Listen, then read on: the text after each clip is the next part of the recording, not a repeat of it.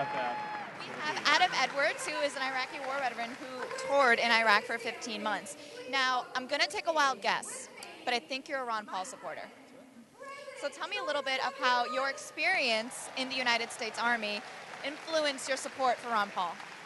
Well, I came back from Iraq in 2007, and we had a number of KIAs who were really good friends of mine, personnel killed in action, and I think that Ron Paul's message really resonated with me.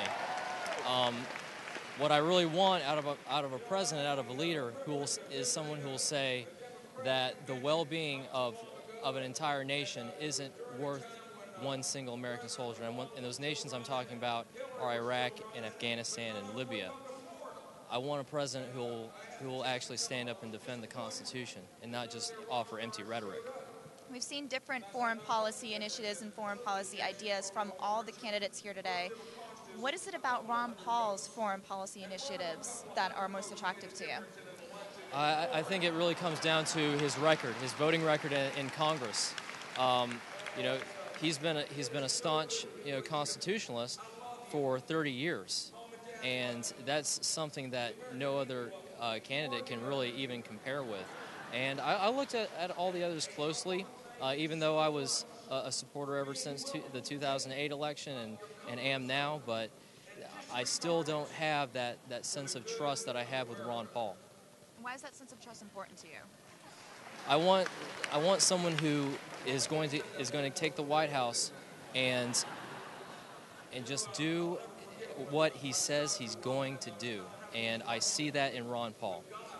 He worked as an obstetrician gynecologist for 20 some odd years, and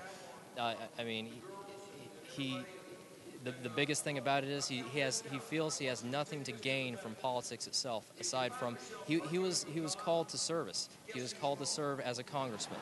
Just the same way that I felt, compulsed and I responded to that call of duty to defend our Constitution when we were attacked on 9/11. I was 16 years old, and when 9/11 occurred, and as soon as I possibly could, I signed up for the United States military in a combat arms as an infantryman.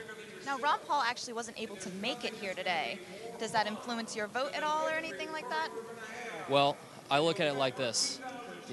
Ron Paul is still here with us. He's in each and every one of us. I am Ron Paul. I'm his representative.